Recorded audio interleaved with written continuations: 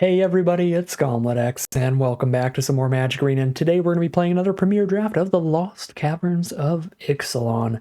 Without further ado, let's get into the draft, and we've got a great pack 1 pick 1 rare here, Malcolm Alluring Scoundrel. 2 mana for a 2/1 flash flyer, so you play them at instant speed, and every time they deal combat damage to a player, you draw a card and discard a card. Already incredible, and if somehow they aren't dealt with in 4 turns, then you get to start casting your discarded spells for free, which is wild. They're just an excellent card with a great creature type, being a pirate, in one of the strongest colors in the format, in blue here. Super sweet card, excellent way to start the draft. If they weren't in the pack, Kinjali's Dawnrunner is a pretty sweet one. Hitting the battlefield, exploring immediately potentially makes it a 2/2 double striker that surveils one when it hits the board, and with any map tokens or any other +1/+1 counters off cards like Glorifier, you can make this a real threatening double striker, so Dawnrunner would be the pick if the Malcolm weren't here, but it's a pretty easy Malcolm. For pack 1, pick 2, Roaming Throne is a great card. This is a 4 mana 4/4 with Ward 2 at worst.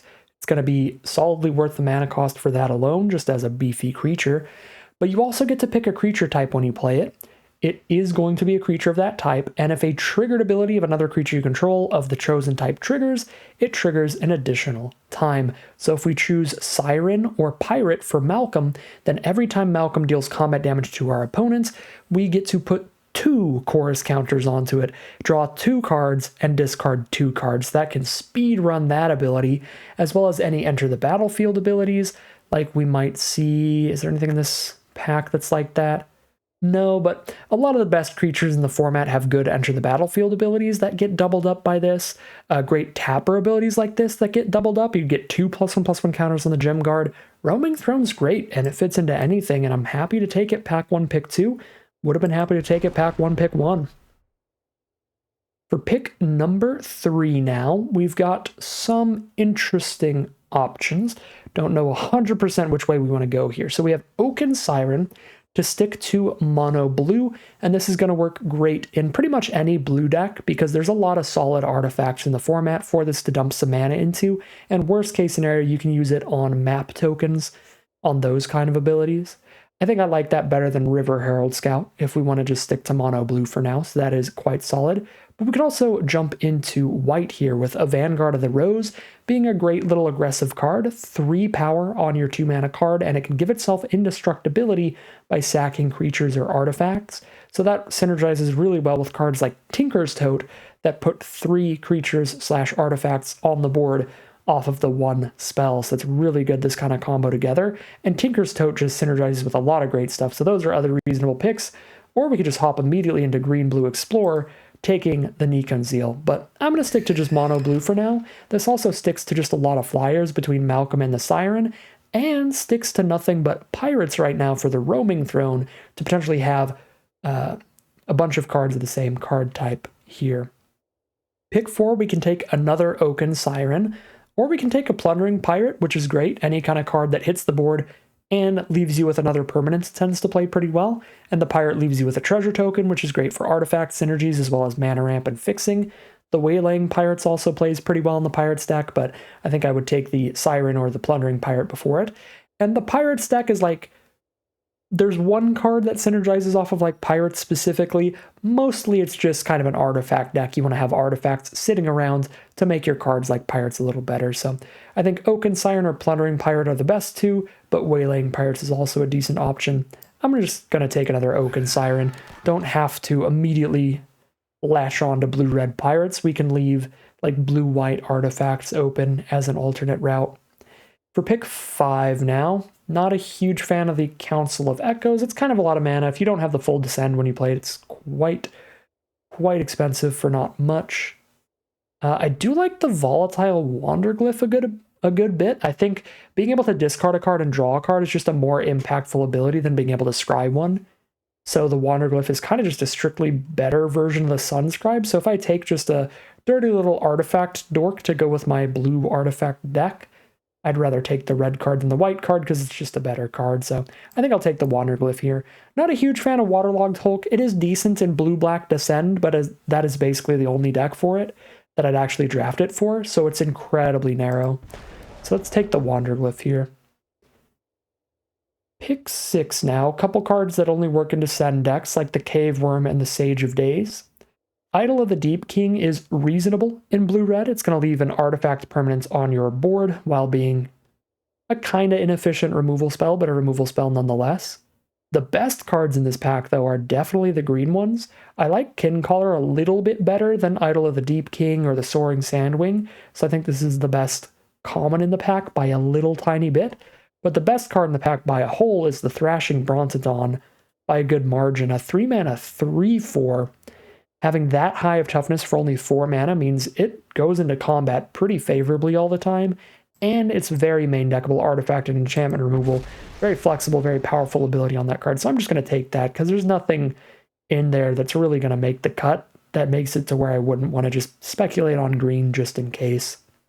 Pick 7, we now have a Tithing Blade, which is pretty solid in the black decks.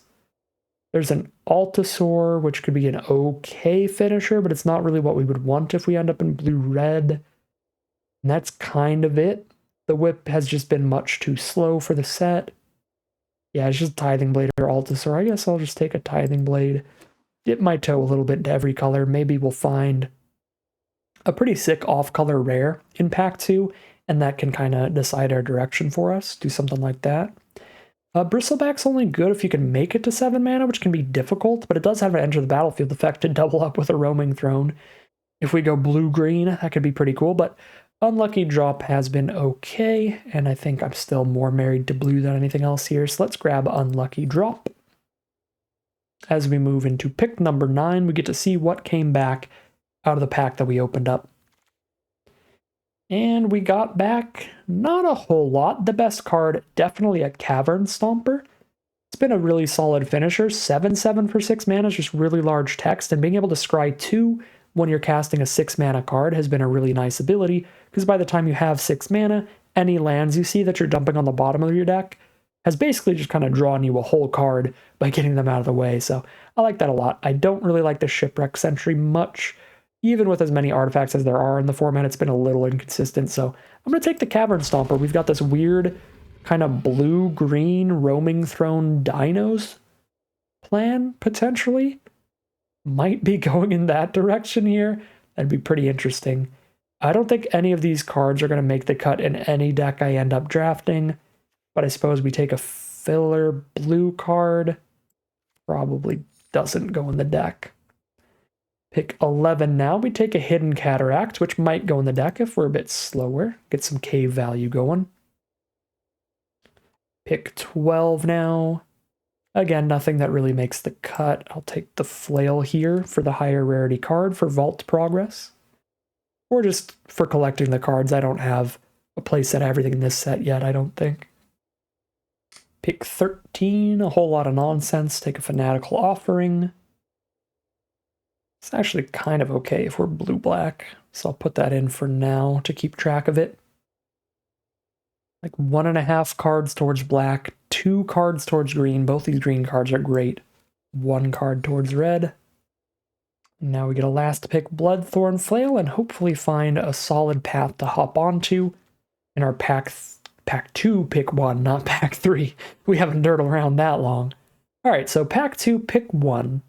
We have Miner's Guidewing, which is an excellent little 1-mana, 1/1 flying vigilance card. Great cheap evasive threat in a format that has a lot of ways to buff it between some cheap equipment, some +1/+1 counters from map tokens and stuff. The card is played really, really well. There's also a big white finisher with Guardian of the Great Door. There's a decent filler blue spell with Waylaying Pirates if we want to just stick to that. Nothing much for green, though. Nothing much for black. We do see a solid red rare as well, though. The Brass's Tunnel Grinder. Hits the board, discard any number of cards, draw that many +1. So at worst case scenario, we can discard 0 and just draw 1 card off of it.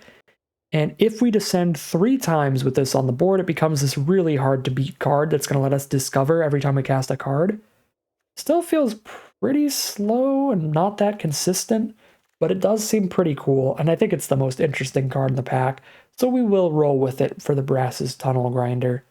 Now for pack 2, pick 2, we've got a Waterwind Scout, sticking to our main color, or we can take a Braid for our most efficient removal spell we've taken so far, if we do head on that tunnel grinder direction, then the abrade's going to be a huge pickup. I think I'm going to stay more flexible and just take the water wind scout, but abrade would be a very reasonable option as well. Pick 3. All right, I guess we are committing to red here. There is a guide mural and a petrified towards white, but geological appraiser, one of the best uncommons in the set. 4 mana for a 3/2 that discovers 3, so it just casts another spell that costs 3 or less for free when you play it. It is random, it's going to be whatever you flip into, but that is still excellent value for the cost, and a sick 2-for-1. Now for pack 2, pick 4. We see some okay cards. It's highly unlikely you end up with enough Discover for Curator to be worth it, so I tend to just not really draft the card too often. Scallywag is not that consistent. It's often just a 2-mana 2/2, and that's about it. Gnome is quite bad in a format that has a lot of 1/1s that you can spit out, like the Tinker's Totes. So I don't really love the Hotfoot Gnome either. I guess like we need to have some random dinos in the deck for Sahelia's Lattice to play well, but I think it's my favorite of all these. I guess not by a whole ton without being like red-green dinos. Maybe we just take the Scallywag anyway, even though I haven't been overly impressed by it. Suppose I will take the Scallywag here. Pack 2, pick 5. I have been very impressed by Sunshot Militia and Dynatomaton. I think those have both been pretty nice. We're blue-red here, what fits in the best? We actually have 1, 2, 3, 4, 5 very reasonable 2-mana cards already, but I guess we already have 2 really nice 4-mana creatures as well. And you really can't have too many 2-drops in this format. So probably Sunshot Militia here as the pickup.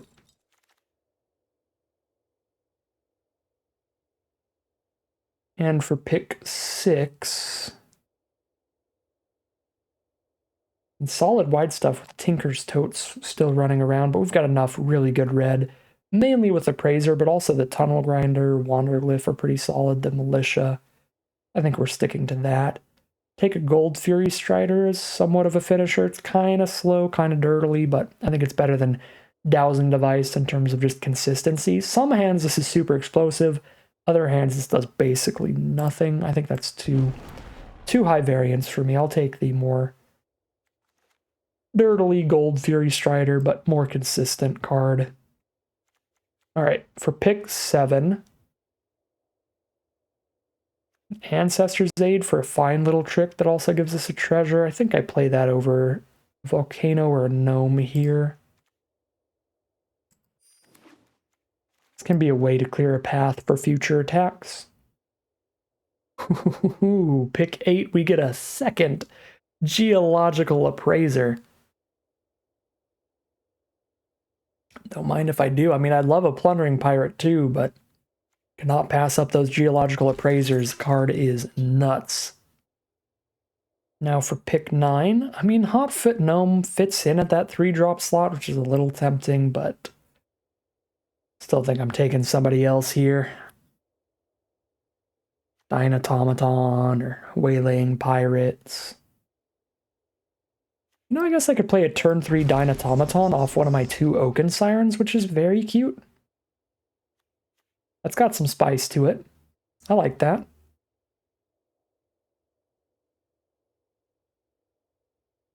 Maybe we get to pretend that's a 3-drop. Every now and then we do, but not consistently enough to put it there on the mana curve. Pick 10 now. Not a big fan of any of this stuff. I do want to play the Cave deck at some point. Take a Burning Sun Cavalry. Highly unlikely it makes the cut, though. We're not going to have enough dinosaurs to buff it. But maybe we just do the very boring, very bland Roaming Throne for humans.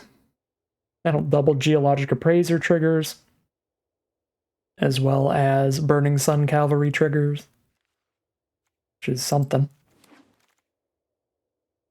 We are going to get all these Hotfoot Gnomes to wheel, which makes sense. I don't think the card's great. Maybe not all of them, but get at least one of them to wheel really late.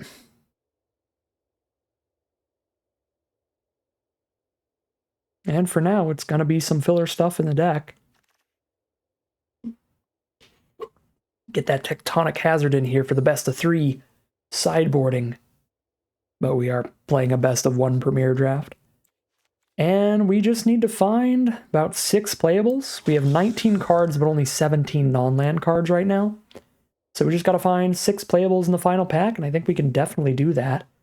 Not a big fan of this pack all around. We are pretty dang low on interaction with just an unlucky drop right now, so I think I'd rather take the kind of filler Idol of the Deep King over the River Herald Scout, even though I think that card's generally better, just because I want more burn, more removal, so I'll take the Idol here. Pack 3, pick 2, 1 card was taken out of this pack, and there's nothing in blue-red, but there is an excellent colorless card. The treasure map here is solid value. Scry 3 times throughout the game, then get 3 treasures you can use to draw 3 extra cards. I think treasure map is still good, even in a pretty aggressive format, so I'm going to take it, try it out here. I think it'll play well. Ooh, wow, what a find. We get a Breaches Eager Pillager. Fits in at the 3-drop slot on the curve where things are pretty empty here. And when we're attacking with pirates, we get to get a treasure token or get an impulse draw. That's where we exile the card and we can only play it this turn. Or we make it so a creature can't block. Yeah, 3 mana, 3/3 first strike is already a big deal. And even just by himself, he's going to keep drawing us cards off that exile ability. Breaches is fantastic, and we're so happy to get past that here. Pick 3. We might get some spicy red stuff if they're passing a Breaches. Well, I spoke too soon. We're opening some poop here. Just get a chart, of course, for fine card draw, I guess. And some more poop. Yeah, this pack kind of sucks for everybody. I think the best card's probably River Herald Guide, followed by Quicksand Whirlpool. And then Akawali, maybe. Yeah, it's just not a good pack. Take a blowgun. I'd rather not end up having to play, so I'll just throw it instantly into the side. Well, we got past some gas in red. There's a 3rd Geological Appraiser, I guess. So we'll just play a bunch of Geological Appraisers and hope that's a game plan? I guess that's how this deck works. We're just going to Roaming Throne on humans for Geological Appraisers to get better and hope we hit our Geological Appraisers.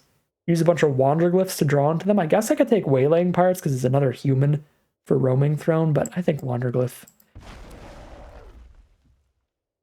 is the spicier card here. Yeah, this is a 23 card deck right now. 23 non-lands, 2 lands. Okay, we're just shoving a Monster Sword at the top of the curve. Synergizes with the Tunnel Grinder, shoving a random card in our grave for Descend. That's actually kind of more interesting to me than the Hidden Volcano. Pirate Hat can help Descend as well. Or I could just take the Brine Fang for another land cycler to Descend with. And then I guess if we ever randomly hit a ton of mana, we can just cast these. This is probably not a smart idea, but I am convincing myself that dinosaurs are cool and putting them in the deck because of that. Let's get a Dynatomaton here over the Strider or the Altasaur. Pretty close one there.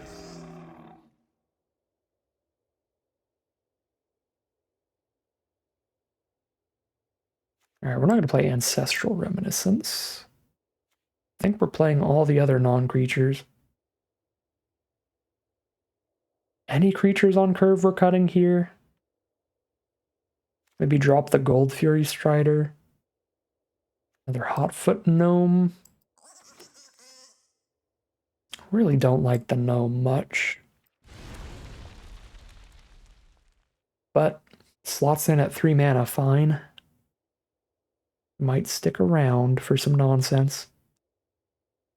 I guess we probably have a low enough curve of creatures and enough creatures in the deck in general to just trade things off to trigger Descend multiple times to get the Brass's Tunnel Grinder really going. Yeah, 21 creatures right now. So I could just cut like 4 creatures and call it a deck there. So I don't think I need the land cycling Descend combo thing really popping off. I don't really want to cut a land here because we have really valuable 4 mana spells to play to start casting. We also have mana sinks with Treasure Map. I guess that's the only mana sink, but it's still a good one. Could discard lands for other stuff with Malcolm and 2 Wanderglyphs, so we can get out of Mana Flood as well, so that's a thing. Yeah, just cut 2 creatures. Maybe Gold Fury, maybe some Hotfoot Gnomes, maybe some Dinos. The other 4 drops are all better.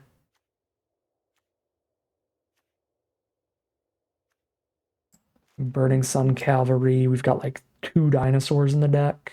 Yeah, we cut the Burning Sun Cavalry with 2 dinos. Oh yeah, Wanderglyph triggers Descend every turn too. I'm not used to playing with any Descend cards in blue-red. I'm so used to thinking about all the synergies in blue-black and black-green that I actually just have not realized I actually have a solid amount of ways to have descended this turn for the Brass's Tunnel Grinder. We have 2 volatile Wanderglyphs, which will let us discard a land to draw a card, which counts as descending. We have Chardacourse to draw 2 and discard 1, which if we discard a permanent, counts as descending. We have Malcolm to draw a card and discard a card. If we discard a permanent, it counts as descending. We have Waterwind Scout to use a map token. If we mill a permanent off the map token, that counts as descending. We have 2 Hidden Cataracts. If we sacrifice them, that's a land going to our graveyard. That counts as descending. And if we just trade a creature off in combat, that counts as descending too. So that's pretty sweet. Actually might flip a Brass's Tunnel Grinder and start going crazy. So that's very cool. Pretty interested in that. I'm just going to cut one of these Hotfoot Gnomes. I already spoke a lot about why I don't like them. I mean, 1 toughness is just so tiny. So bad there. And we have 0 1-mana spells in the deck, so I think I'm going to keep the 2 Hidden Cataracts, and we just hope to draw them at an opportune time, where we play them turn 1, or on turn 3 we play one of these and play a 2-drop alongside it, because we got plenty of 2-drops.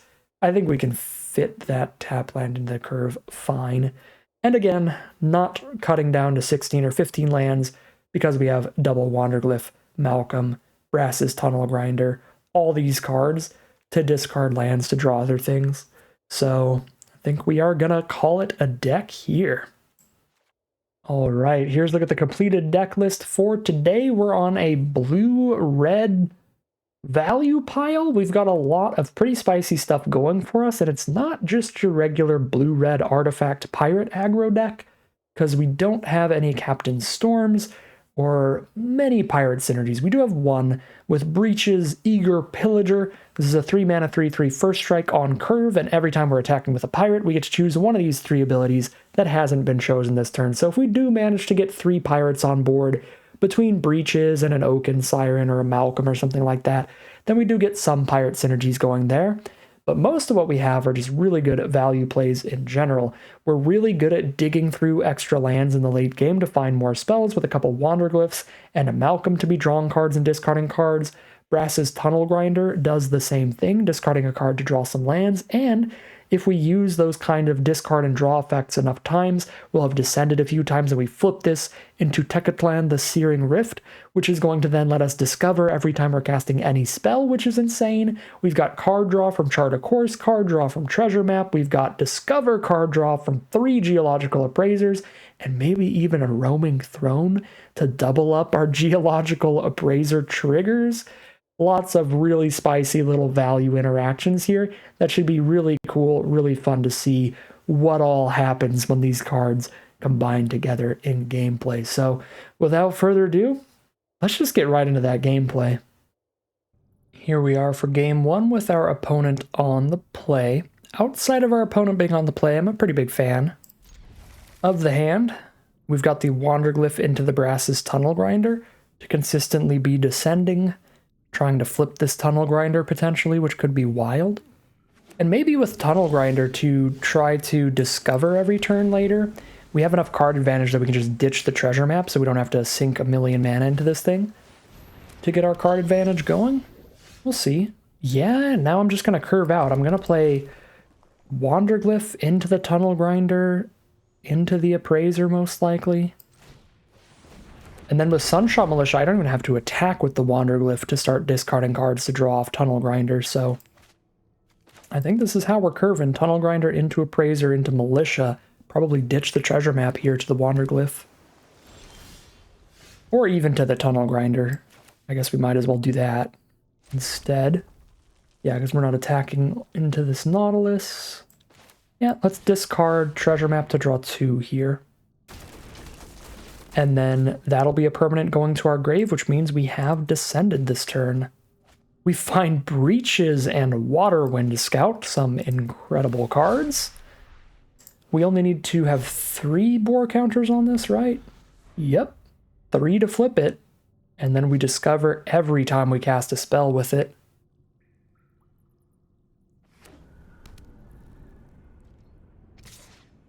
Alright, opponent is chilling with that Nautilus, poking us for 1 with that Vigilance. And keeping mana up to buff it on blocks, maybe? That's what they did last turn. They are on a blue-white deck here. We'll see what they've got for 4 mana. Cast a Waterwind Scout. Gives them a map token. They are not going to spend their last 1 mana on the map token, though, which is interesting.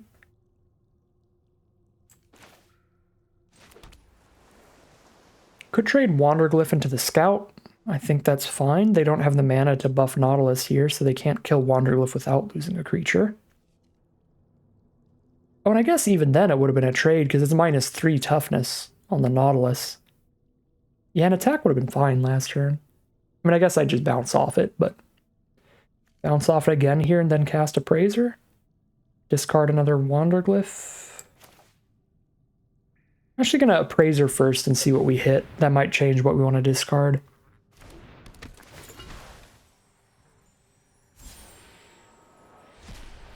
Hit an Oaken Siren, so we do find another pirate for Breaches.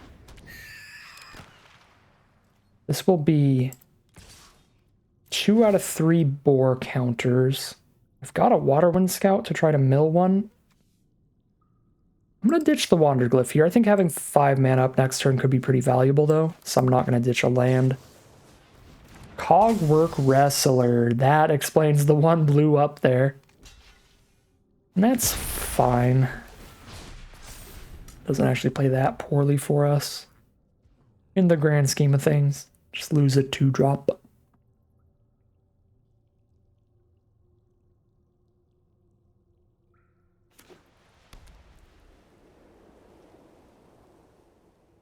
I am pretty disappointed I chose to discard the other Wanderglyph now, though. That was going to be the most guaranteed way to get the Tunnel Grinder to flip. But I guess I can just sack the Cataract on turn 6, regardless. 2 turns from now. No matter what, that'll flip the Tunnel Grinder. Yeah, +3, -3. Yeah, that is actually not as good of a card as I thought it was, because it doesn't actually, like, win combats. Choosing its power and toughness, flipping them around anywhere. It just always trades when you use the buff.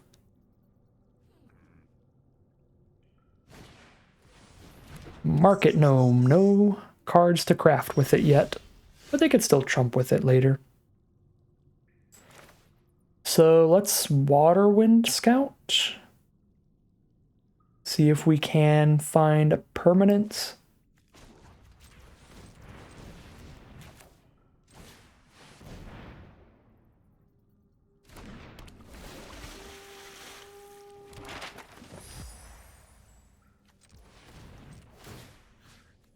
Shove in our grave.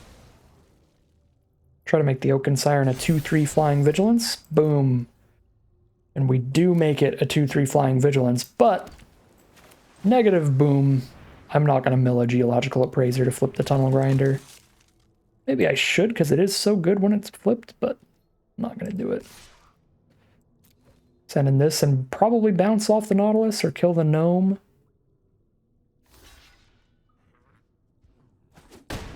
Alright, bounce off the Nautilus. It is.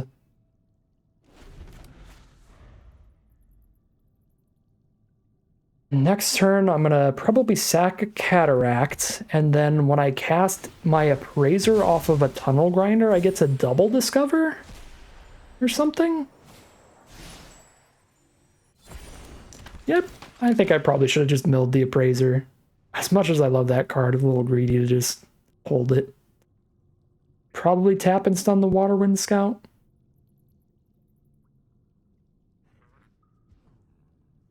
We'll see where the Waylaying Pirates is going to tap. Just going to keep the Siren tapped so we can't have a good blocker for their scout. We just have the trade on board. But no attacks. All right. Let's descend. Get that final boar counter.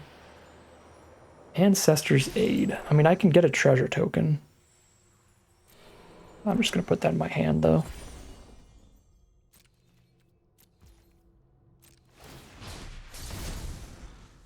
And now we have the Searing Rift, letting us discover X every time we cast a spell. And we're about to go absolutely crazy. There's a Duskrose Reliquary on top of our opponent's decks. They've got a removal spell coming up, but I'm about to just dump my whole deck on the board. I think we'll be fine. We're going to cast a 3/2, Discover 4 and Discover 3 here. We're at 14 life. Start doing this. I'm going to have enough permanents for the Militia off of just discovering all over the place.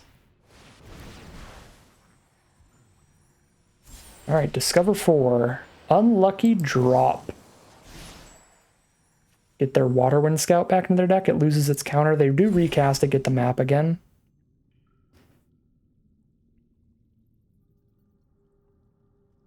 But that is a lucky hit.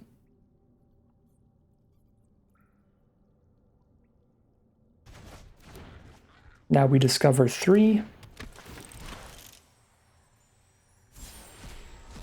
Find an Idol of the Deep King, which actually doesn't have any excellent targets here. Maybe I should have just held it.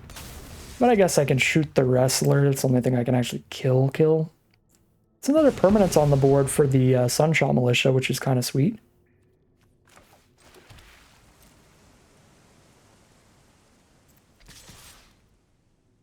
Jam in with the Flyers. Just hold up some 3/2s on blocks.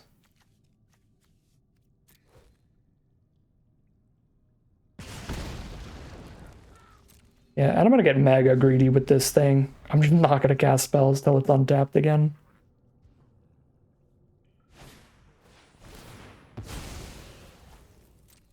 Alright, sack the Market Gnome to gain a life, draw a card.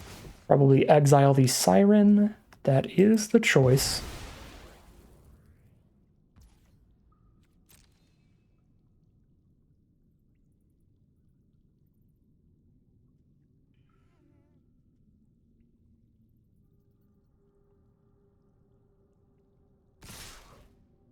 They are going to send in here.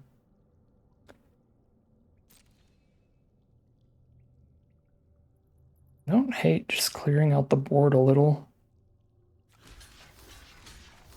Let's just clear out the board a little. I'm not going to cast anything unless they play their own combat trick. Nautilus pokes us down to 10 life.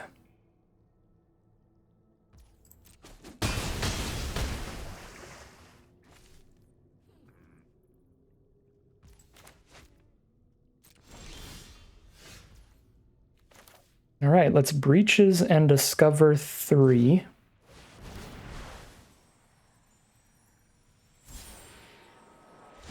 Find Malcolm. Cast a Malcolm as well. No pirates to attack this turn, so no insta value.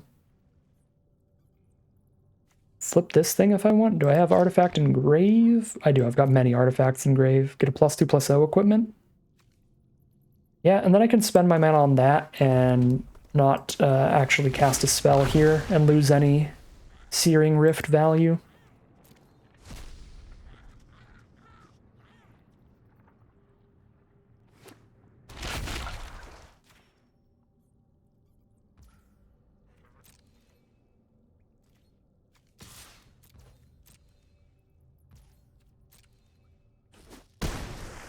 Just hold up a First Striker to block the Nautilus.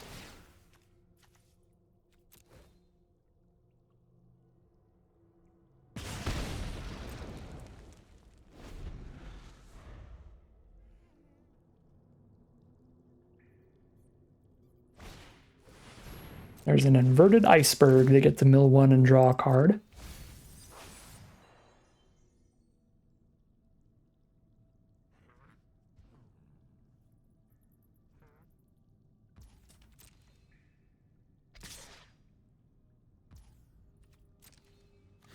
I mean, we have so much just mountains of card advantage by discovering every time we cast anything that I really don't mind losing breaches to a combat trick of some sort. Yeah, I mean, Cosmium Blast works. Would have killed it on the attack anyway. Down to one last card. It's an Oaken Siren. Alright, we're already ahead on board. Now I can just discover 3 again with this Hotfoot Gnome. Get an Enterprising Scallywag, get treasures as we're trading stuff off. I've got the Ancestor's Aid to make sure combat works fine for me.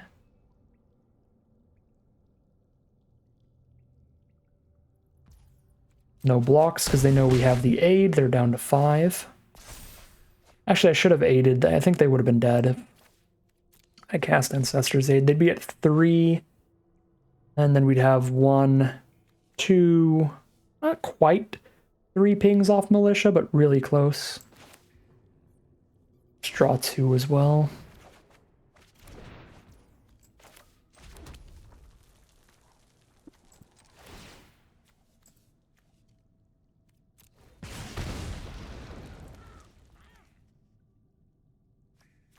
Alright, I don't know how they're going to live here.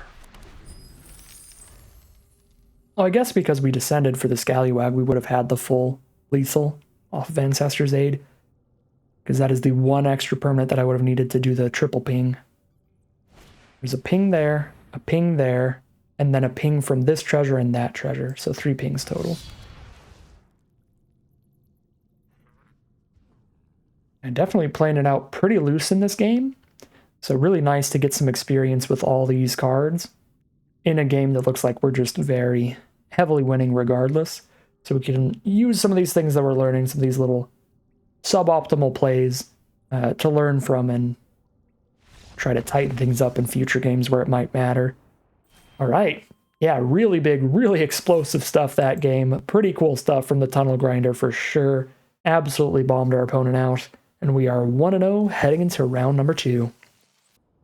Really great opening hand for game 2. We've got a turn 2 Malcolm.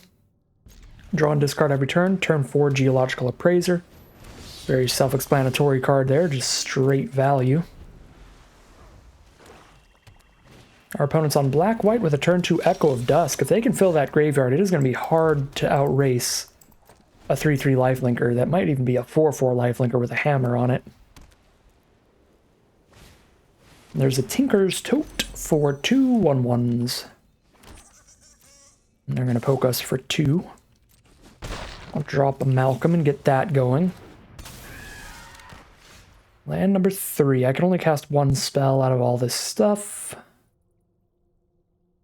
Can start getting treasures off the Scallywag thanks to drawing a card and discarding a card every turn. Just make sure we keep discarding permanents. I do really want to play a land this turn and next turn, but I would like to discard a permanent right now. I guess Wanderglyph without a way to tap it without attacking doesn't look very good on this board, because they've got many ways to have a 2-2 blocker up. They can just put a hammer on a gnome. So I'm going to discard the Wanderglyph here, and hope Malcolm sticks around for Scallywag combo. And if it doesn't, Chart a Course could draw 2, discard a permanent. I think I really should keep these lands, though, primarily. I can discard like the 5th land and onward, but want to be able to cast Appraiser and stuff without having to sack my treasures. There's a Glorifier of Suffering, which is a great one when you follow up a Tinker's Tote with it. They sack the Tote, buff both of the gnomes, but they're probably going to buff the Echo of Dusk so that if they get to descend, that is going to be a big lifelinker. Plus, makes it big enough to attack in a Scallywag without dying, theoretically. If they tap out with this hammer, then I know I can Ancestor's Aid to win the fight against the Echo, and I think I will. Yep, I mean, I spend the treasure on it, but I get it right back off of the ability of the Ancestor's Aid.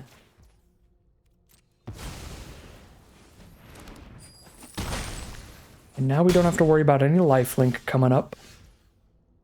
And there's the 5th land, which is definitely redundant. So let's draw a card and discard the 5th land.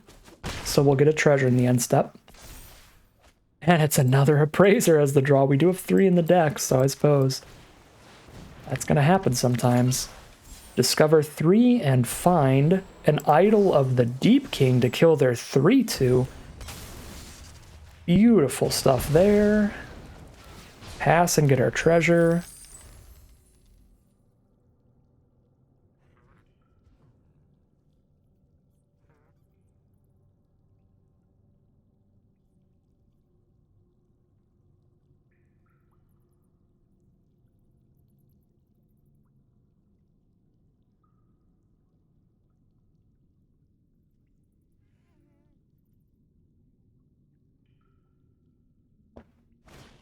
There's a helping hand to bring back that Glorifier of Suffering. Sack the Gnome. Now they have a 4/4 and a 4/3.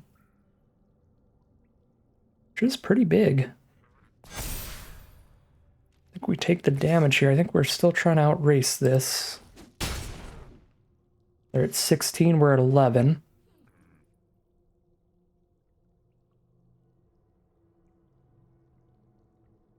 But we have just oodles of value coming up.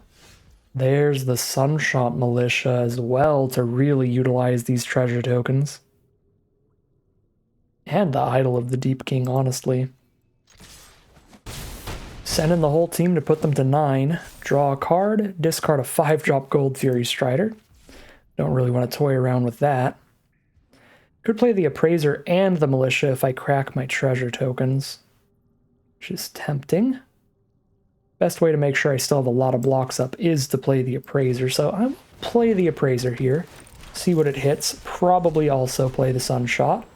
We do hit a treasure map, so yeah, even if I crack both treasures, I'm pinging for 1 this turn. And then I get a new treasure in the end step off the Scallywag. I'm not going to tap both of these though, because I'm pretty cool with chump blocking with the Appraiser.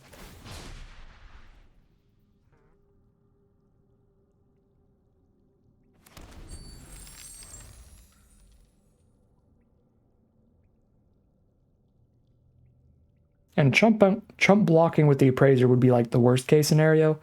Best case scenario, they don't have a way to buff these two, and Appraiser actually trades off. Alright, so they're just attacking with the 4/4. So we'll go down to 7. They're at 8 life, facing a large board over here. Okay. We can ping for some damage. Then if there are 4 more chorus counters, I need to cast the card without paints. I'm going to cast something for free here alongside all this nonsense. Okay, so just don't attack with Militia. Probably supposed to flip the Idol. Then I still have 2 mana up to play at least an Oak and Siren if I need to defensively.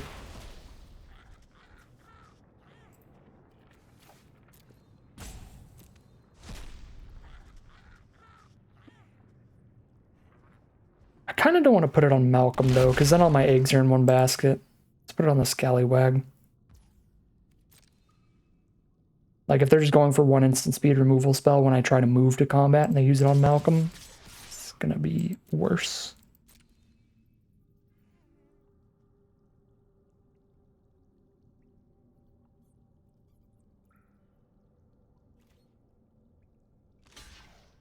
Block an Appraiser. That is 9 damage on board.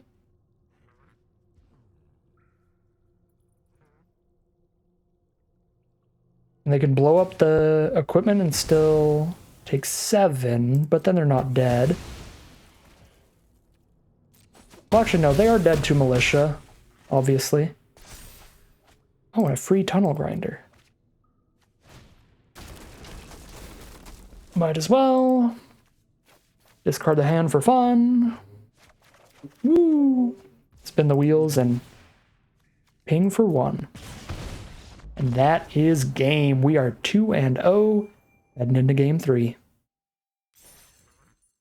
We have ranked up to Diamond Tier 2. Here we are on the play for game 3. Not a keepable hand, though. 3 red cards, all blue sources. I do not like this mulligan. We chart a course turn 2 and hope to actually draw some action, I guess?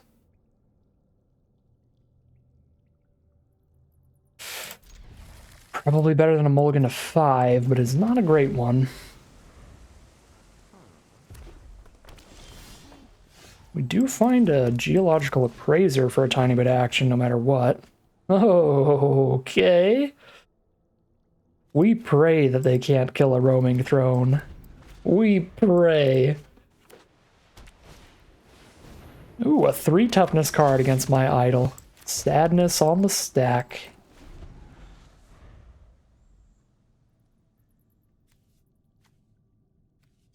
Do I have any other humans in this deck?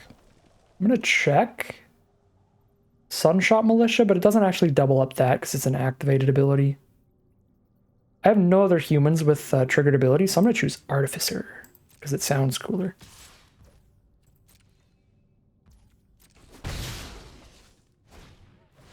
Although I guess that would just make it more clear exactly what I'm doing. Oh, this is gonna be rough. They're gonna get 2 1/1 flyers off of this thing, even if I kill it immediately. Which is sad. It's not good for me. But if I don't kill it, it's going to buff their whole board for +1/+0 every time it attacks with the battle cry. This card is busted. It is really good if your opponent doesn't kill it, and really good if your opponent does kill it.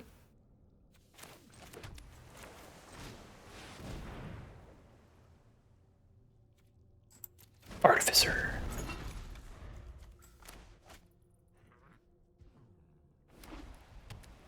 Time to discover 3 twice. Unless they have a braid, and they just abrade my throne for 4. Then I will cry. Oh, you're actually a monster, opponent.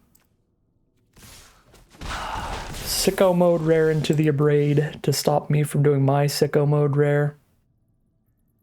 So rude. Unbelievably rude. I think we have to appraiser over breaches here. So I might find something to deal with bats, get a 1/2 flyer, and we do get a 1/2 flyer to deal with bats, and having that on board means when we attack with breaches next turn, we get a thing. If I want to. I'm still going to hold this in hand in case I hit some of my discard to draw. There's a lot of that in this deck. Caparocti Sunborn. Well, now I need to discover some removal, and I don't actually think I have removal for that. That costs 3 or less. I have the unlucky drop, but that's 4 mana. Yeah, we don't have enough removal in this deck. Okay. We're at 13 now. This is not good. Breaches, what do you do? I can get a random card, or I can get a treasure when I attack with my Siren. So I could spend 3 on breaches, have a treasure, but then I need 4 mana to play Appraiser. Maybe I should have played the land last turn. And if I thought through the math on that, playing a land last turn actually would have allowed me to go breaches and Appraiser this turn. Which would be somewhat of a big deal. I guess we just...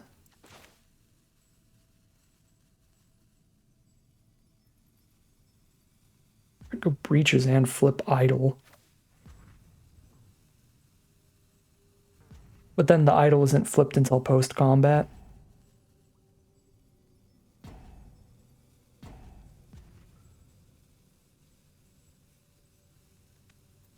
I'm just going to Appraiser again, and we'll see what we have.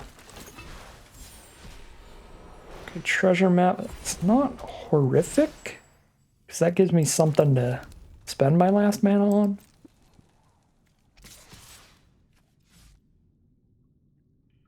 I think I want to be able to double block the Sunborn, and I am under enough pressure here to just not want to send in, I think. At 13 life. I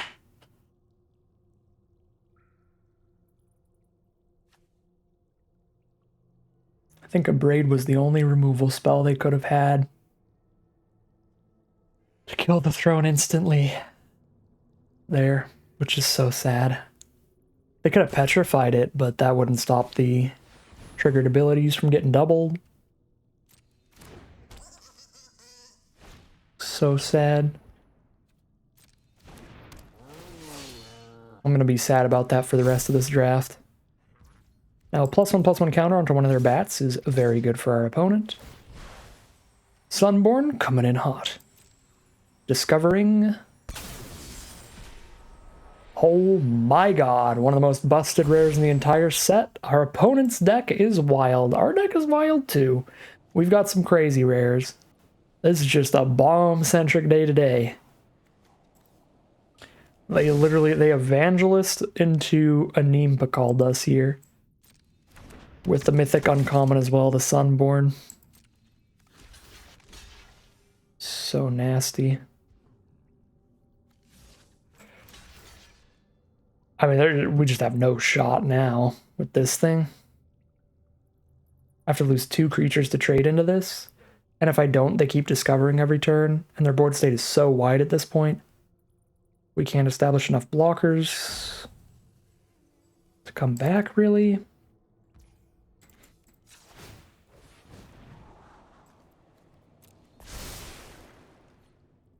Well, we could have played things better, playing our lands every turn to be more efficient to be able to do the Breaches Appraiser last turn, but holy lord did it not matter.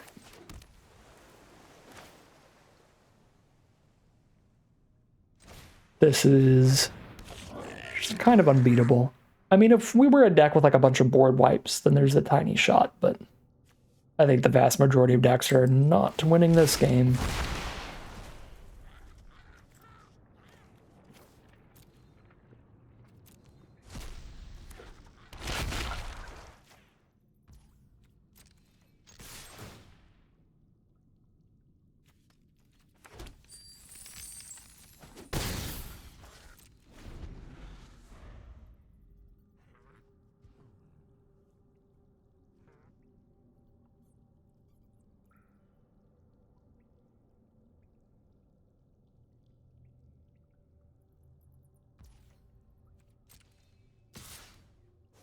They don't even have to attack with a Neem to get their gnomes.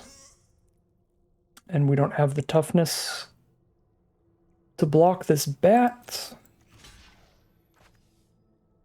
Do I not block with Breaches just in case of Cosmium Blast to deal 4 to an attacker or blocker? No, because then I just can't attack or block with anything for the rest of the game, basically, if I'm playing around that. Yeah, I don't think I can play around that.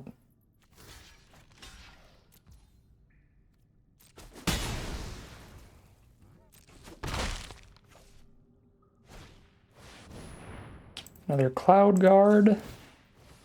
Premium common. Tunnel Grinder does some digging, and I do have a lot of mana.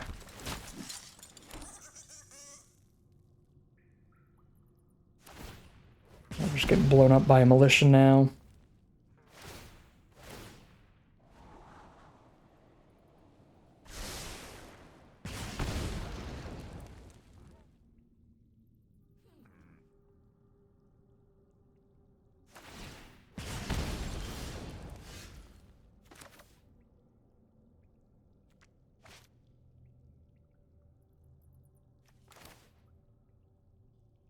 Okay. Draw 2. Find something absolutely insane. We do not find something absolutely insane. We are mega dead on board in a ton of ways. Guess I get to dig again with Breaches. Since I've got a Vigilant attack to do that. Oh, hold up. Full control mode here. Let's scry one more time and flip this into treasure tokens before Breaches triggers. So we can scry before we get our random card. Thine Automaton. That is not enough to defend us, right? 3 blockers. Block, block, block. Take 1, 2, 3, 4, 5, 6. Yeah, that's still well over lethal.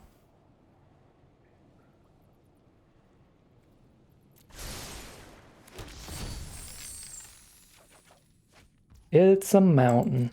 All right.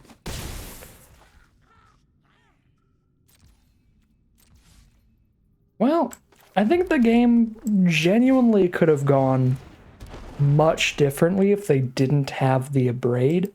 But that perfectly timed abrade really just kept us out of this one, sadly. And our deck is, our opponent's deck is really explosive to take things over in the long run. Very, very bomby stuff. Get a taste of our own medicine as we head into game 3, 2-1, or game 4, 2-1. Here we are now for game number 4, 2-1 here. It is a mono red opener, but the red spells are tremendously powerful, and the Wanderglyph can help dig into our blue source. It at least digs closer to it, even if it doesn't quite find it. Anything that draws cards is getting us closer to wherever the next island is.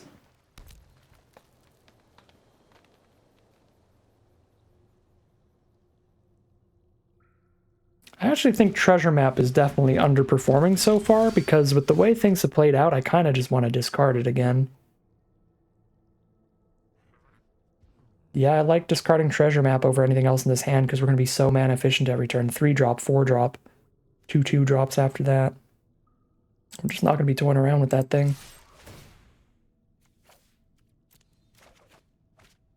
To find land 4. Got that guaranteed, and here's a breaches.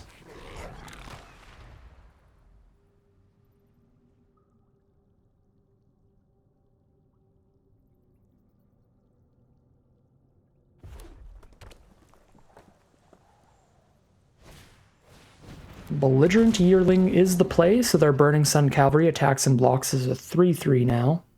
They can also put a torch on it if they want to shoot my Wanderglyph down. But the torch only shoots for 2 damage, so it can't kill breaches, which is really nice.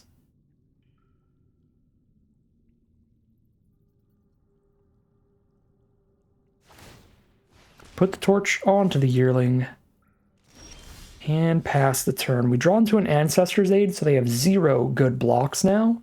So we can attack with breaches. I think we're just going to get the treasure token, because we're either going to aid or appraiser here. We're not going to play something random off the top. I guess I'll discard Chart of Course at this point to the Wanderglyph for something we might actually be casting soon. Well,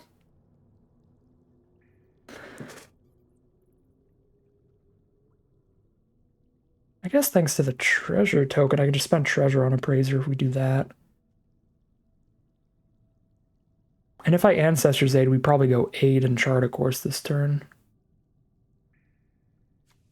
I know I don't have to discard a card. Yeah, maybe I just don't. Probably just don't discard a card this time. Draw a card, discard a card is so much better than discard a card, draw a card. Because you get the full information of exactly what you're hitting. So if you draw another land, you can be like, well, I can discard one of these too. But having to discard first and being like, I don't know when I'm going to hit another land, it's pretty rough. All right, so we are going to Ancestor's Aid Chart of Course for the turn.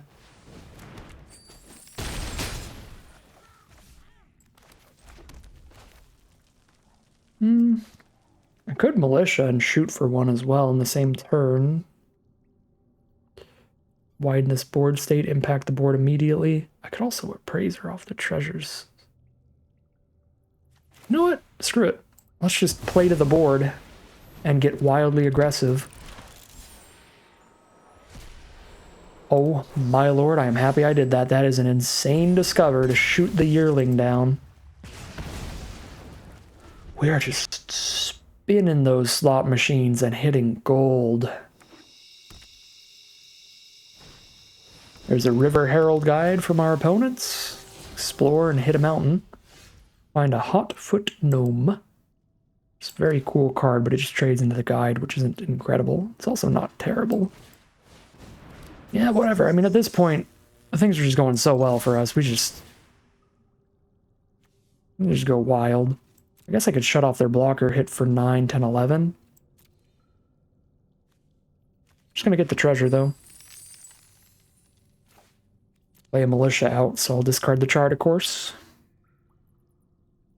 I'm just gonna go fully all in on the play to the board mindset, to where I'm literally just gonna discard the sorcery, because it's just a card draw spell. It doesn't put any creatures on board.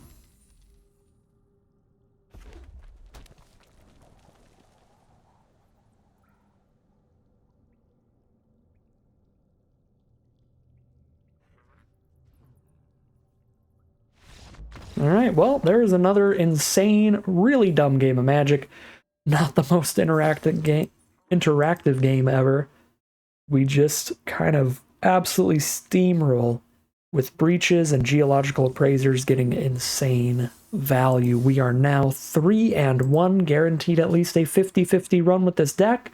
But this thing has been playing excellently, so we'll see how far we can take it as we head into round number 5. Numbers? Here we are now for game 5 with a super mega incredibly unkeepable hand. This one's also pretty bad, but at least it has a turn 4 appraiser.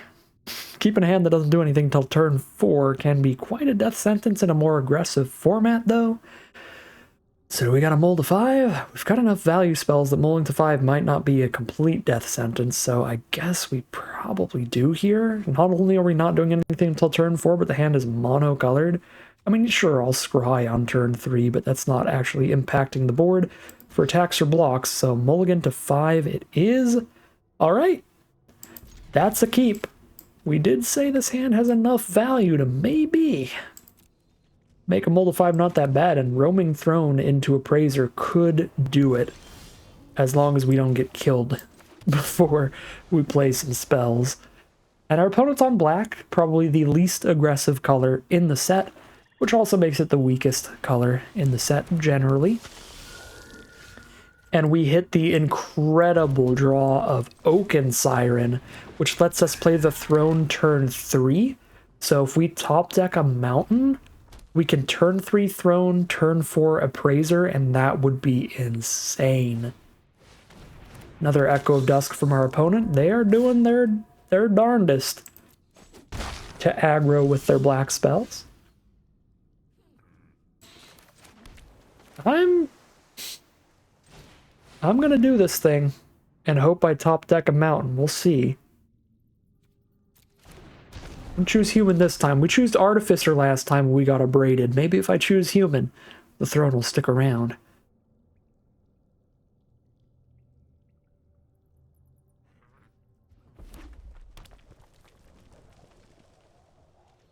No attacks. Probably no way to clear out the throne. Oh my god, come on, Abraser. Abraser. Sure, we'll call it a brazier. A nice molten brazier of hot fire hitting the board. We get a Wanderglyph, we discover 3 again.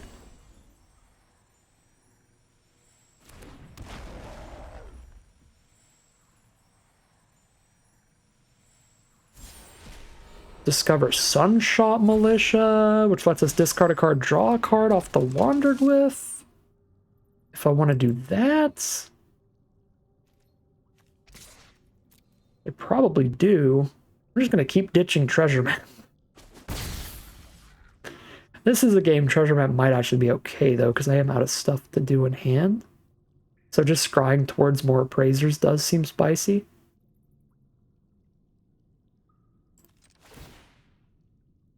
Yeah, I mean, I'm not going to do any blocking with Throne.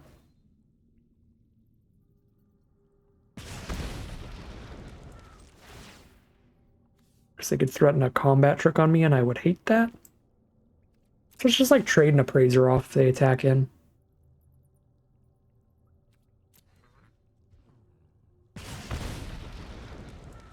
Probably would have been better to just hold the Throne up because they didn't declare an attack last turn.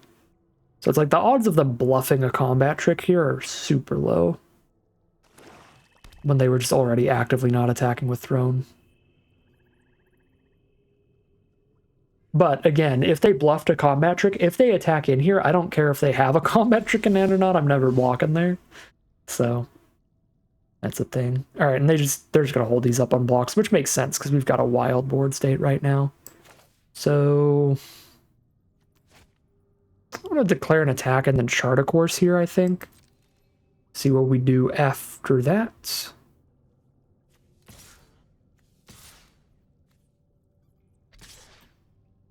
Yeah, chart a course plus treasure map. I think we can lose the Wanderglyph and we'll be fine.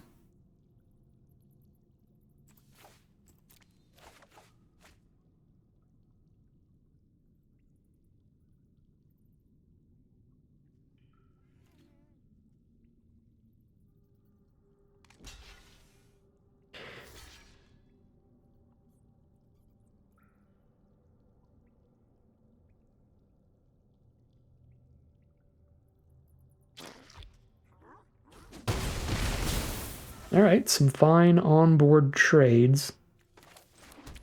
I doubt I'm playing anything I draw off the charter course immediately, because the only thing I'm really wanting to hit is Geological Appraiser. I guess if I hit a Breaches exactly, then I'd be disappointed that I treasure mapped and scried before I charted a course.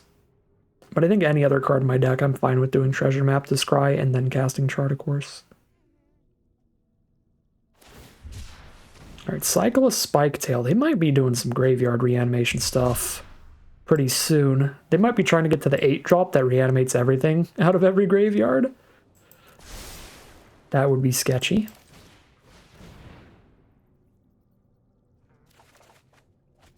Alright, Unlucky Drop and Dinotomaton.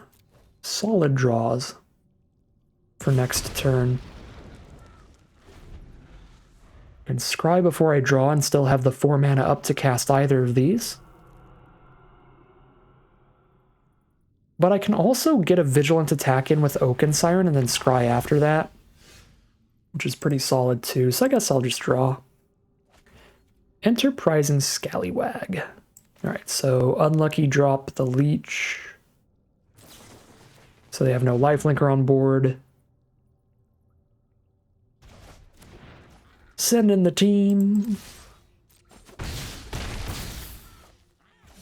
And we'll just scry with treasure map during their turn. The leech is back. Now I do want to stop on my upkeep again. Find a way to get through that leech, hopefully. I guess Dinotomaton Menace is something.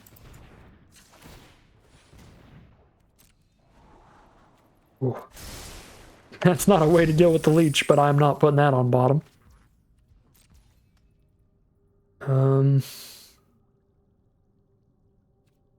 I guess thanks to Oaken Siren, I can do both.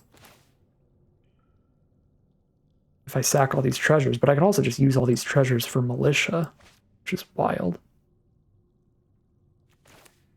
Let's...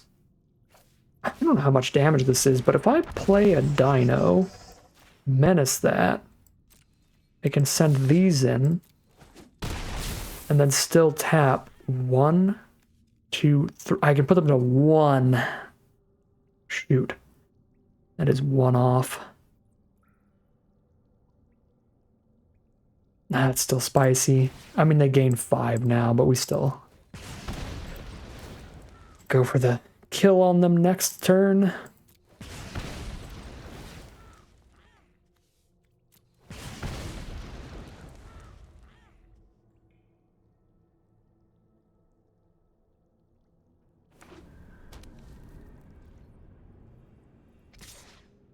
All right, leech it up to 6 life here. Still super done on board at 6, but the Calamitous Cave-In to clear out our board outside of the Roaming Throne. Well, happy to have a Geological Appraiser with that throne. Discover 3 twice again. Looking for 2 more damage? Waterwind Scout is not immediately 2 more damage, but that flying threat's a big deal. And Wanderglyph is not immediately 2 damage either, but it is a good card and a big deal. If I top deck my red and 2 burn spell, I can still kill them here, so I'm going to Treasure Cove to draw and try to get it. We don't hit it, just hit an island here. Shoot. Well, guess I map token on the throne. Save the treasures for more Treasure Cove card draw. Find a Malcolm for another flyer. I'll keep Malcolm.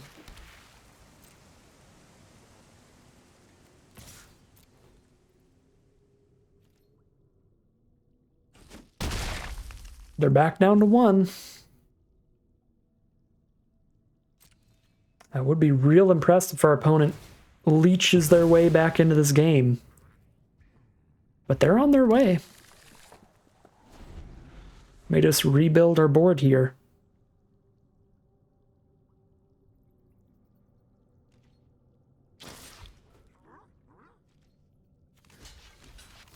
They don't really seem like a combat trick deck, but if they have instant speed removal, this is going to play really bad. Alright, cool. We get the lifelinker off the board, so now if the game does grind out, they're at least not gaining more life every single turn. They are still dead on board. Oh, but a lifelinker is what they hit, which could gain more life every single turn. Although they do have to chump block with it to not die, otherwise they take 7 and die. So they have to chump here, which is good for us.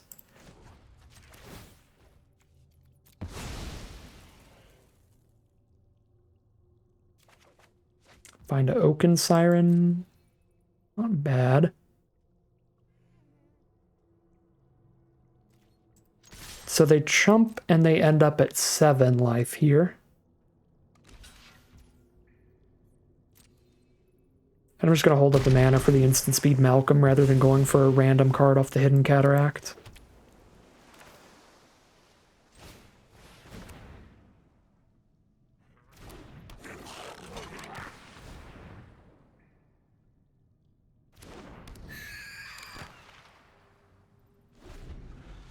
Keeping Malcolm in hand in case they have another board wipe. We'll have at least one threat still on the board.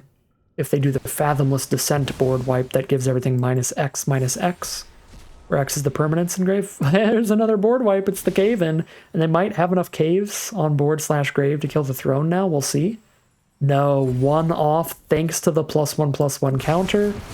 Really close though. So we keep the throne with 5 power, and have a Malcolm with 2, that stacks up into 7 damage if they don't have 2 mana interaction here.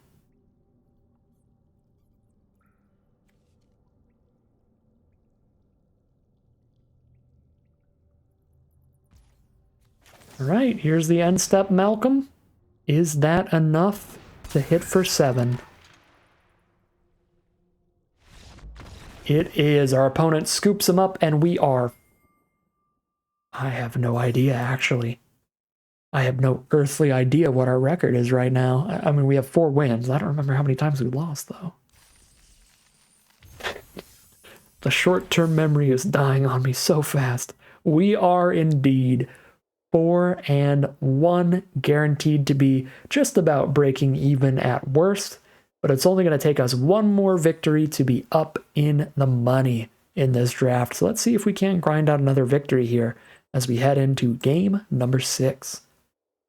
Here we are for game 6 with a very sweet start. Our opponent is on the play, we're on the draw, but we're going to start things off with Malcolm turn 2. I am extremely frightened by our opponent being on the play with the turn 1 Tomb Raider. That is a 1-mana 2/2 haste. As long as they have an artifact on board, which luckily for us, they did not actually get to go alongside it. So for now, just that 1 damage. Now we take 3 from these 2 cards. Go down to 16.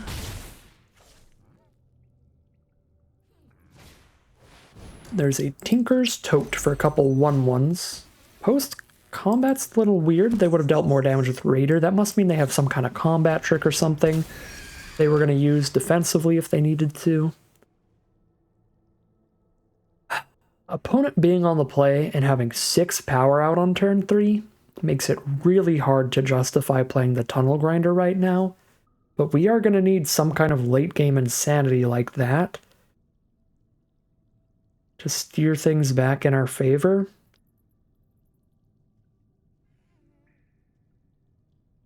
We might have to just Wanderglyph here though, so we have a trade on blocks. Yeah, I'm not gonna be blocking with Malcolm. I think I need something to be blocking with. Okay, that's a great draw. Idol of the Deep King here. Now we can be mana efficient, clear out one of their creatures. Itch a blue source, so I still have double red if I hit our Discover stuff. Yeah, 6 damage on board. I think I gotta idle it up.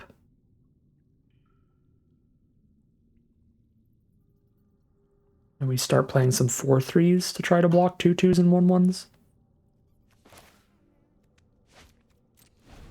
I'm a little tempted to idle while they're completely tapped out, since they didn't main phase 1 the Tinker's Tote, which means they might have some kind of trick, but I don't know. The only one I can really think of that adds to toughness is the +1/+3 trick, and I don't think that one's very popular. Sunfire Torch. Put it onto that token, which I can kill so that I can keep Malcolm around. Yeah, when they move to combat, but now I'm killing something significantly weaker than their other cards. But yeah, they're going to combat here. They can't re-equip the torch this turn. Keeping Malcolm for another turn is kind of a big deal, so I am going to shoot the gnome.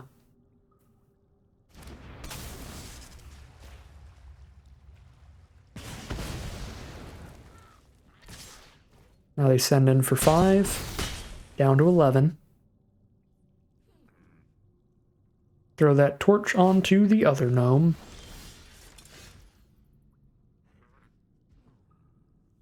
I can drop 2 blockers this turn by playing Oaken Siren and Wanderglyph. We're almost definitely just killing Malcolm with the torch here, so we might as well send it in.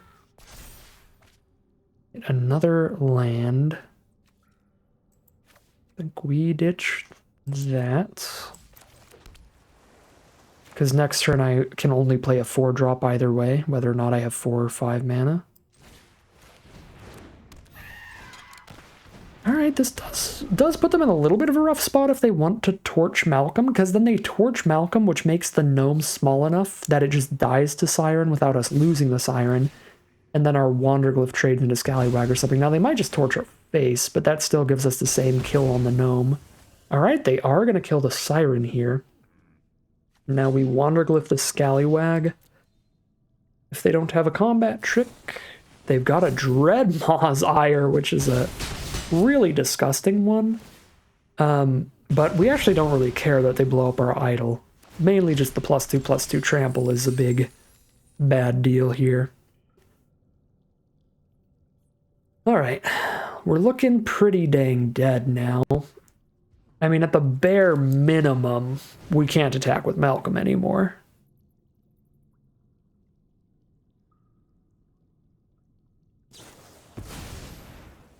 Idle to kill Malcolm?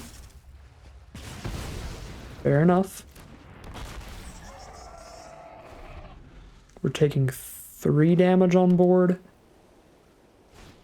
And there's the rock slide to take 5 and go to 1. Yep. Probably had a pretty solid chance on the play, but the play draw differential does hit us real hard here. And being able to curve all this stuff out a little quicker means there is no possible recovering for this one, and we are 4-2 as we head into game number 7. Here we are for game 7, unfortunately on the draw again. We know exactly what we're doing turn 2, 3, and 4. Geological Appraiser is the biggest part that is making us keep this hand, because it's one of the best ways to try to reestablish, well, not really reestablish a board, but just establish a board to not get absolutely rolled. And now we are going to die to our lack of removal, because Captain Storm is one of those cards that if you don't kill it immediately, will completely take over the game, because there are so many easy ways to slap more artifacts onto the board and get the +1/+1 counters onto the Captain. I'm going to start with the Militia here, so I have a creature big enough to block the Captain if they can't play an artifact, but they probably can. And there's the Conservator to make the Captain a 3/3, the Sunfire Torch to make it a 4/4, and that's kind of the instant scoop here. I think, genuinely, the game's basically already over. Even if we had drafted a good amount of removal, without a copy of a Braid in the opener to kill that thing, this is already out of reach of 90% of the red removal in the format.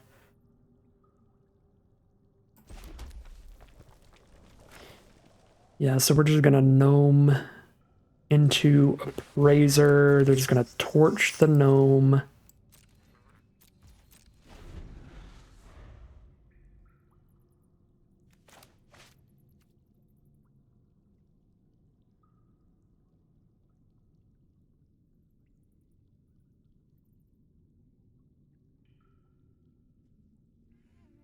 Hotfoot Gnome has been pretty bad, but we expected as much when we drafted it.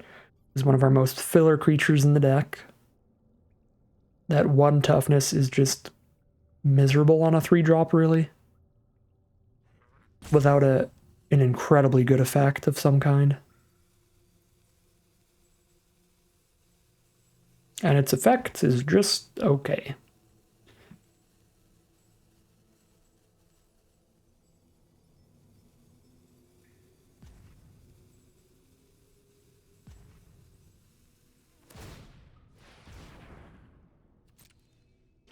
There's the torch for the Captain's Storm. Send it in, shoot the gnome. We can't possibly block.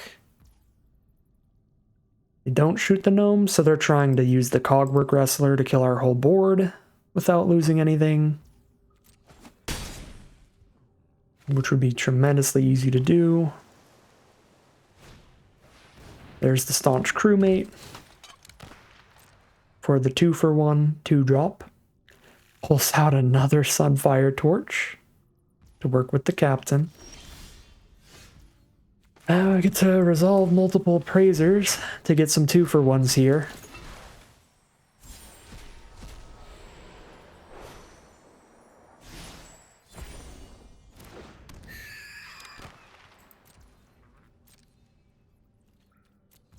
Can't afford to tap anything right now.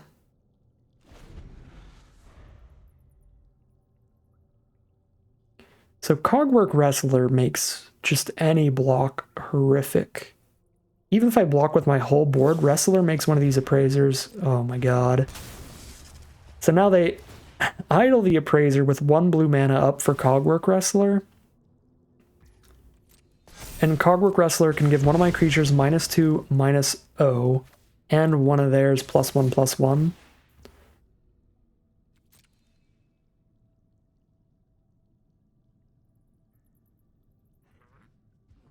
I mean, this is just not a game of Magic. This is a game of solitaire. Really. But that's some of the games we've been winning as well. It certainly happens. Feels like in this format a little more than usual. Yeah, I mean, this is very clearly Cogwork Wrestler. If we double block the Crewmate, they Cogwork Wrestler to make it a 4-power creature, which still only kills one of our 2 cards, so at least we get the Wrestler out of the way that way.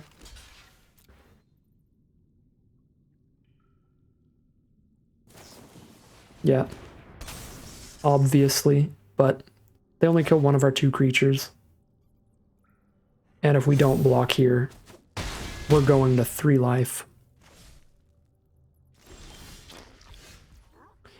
There's the idol, which could have killed Captain Storm the moment they played it, but at no other time. And don't think we can... I mean, we definitely can't win. I don't know if we can survive, though. 2 blockers if Appraiser hits one. Yeah, I mean, if Appraiser hits a blocker, we're technically still in it, but I'm really over this game. This is the best play we have, for sure. 3 blockers, we take... I mean, they just torch the Appraiser. And we have 2 blockers. I block, take 3.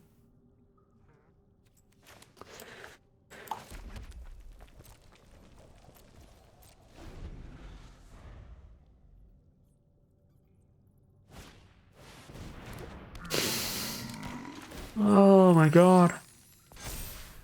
The pirate to give them a treasure token for a +1/+1 counter, and the treasure they need to be able to play and equip the torch at the same time while playing the plundering pirate this turn.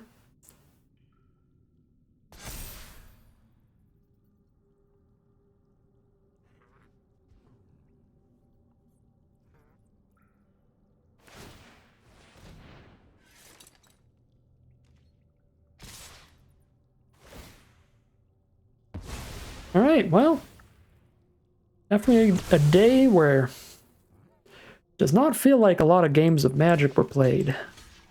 Even the games we were winning. To be completely fair, we're not particularly interactive. We just played a bunch of explosive nonsense. And all of our losses were getting got by some explosive, insanely fast curves of nonsense. That is 4 and 3 out of today's draft, which is pretty disappointing because this was like one of the most fun, most interesting blue-red decks I think we've drafted. We drafted the deck our opponent played against us many times early in the format. the blue-red pirates low to the ground, 2 copies of Captain Storm, bunch of Cogwork Wrestlers, and Plundering Pirates deck. Played that a lot, got a lot of 7-win runs with it. I enjoy that deck and that archetype a lot. But blue-red was contested enough in this pod that we didn't get to go to the very direct blue-red artifacts route, the Captain Storm kind of deck. And we got this really cool kind of alternate path of the Roaming Throne Geological Appraiser Mega Value. Did some really cool stuff with these cards together for a few games. The Brass's Tunnel Grinder with a bunch of ways to discard a card and draw a card was really nice too. We got to pop off with this spell, and Breaches, the most simple and powerful of our rares alongside Malcolm. We still had a lot of really explosive stuff. The biggest issue with this deck, honestly the only thing I would say is a big downside, is the lack of interaction. If we had more than just an Idol of the Deep King and an Unlucky Drop in this deck, that would help a lot against some of those really, really explosive, super fast curves.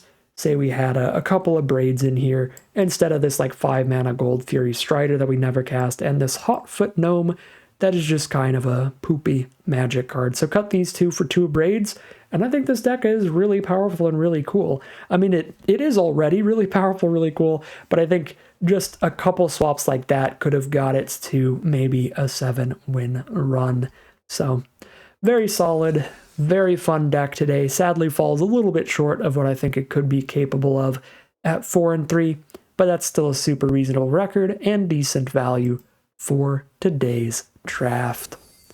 But that is going to end today's video. As always, I'd like to thank my patrons and YouTube members for their support, as well as you for watching the video. If you enjoyed this video and you're interested in seeing more, you can always like, comment, and subscribe to tell the YouTube algorithm to send you some more in your recommended feed. If you'd like to catch me live, you can check out the Twitch channel in the link in the description below. And if you'd like to support the channel directly, you can check out the Patreon link in the description below. But other than that, as always, thank you very much for watching, and I'll see you again soon for some more Magic Arena.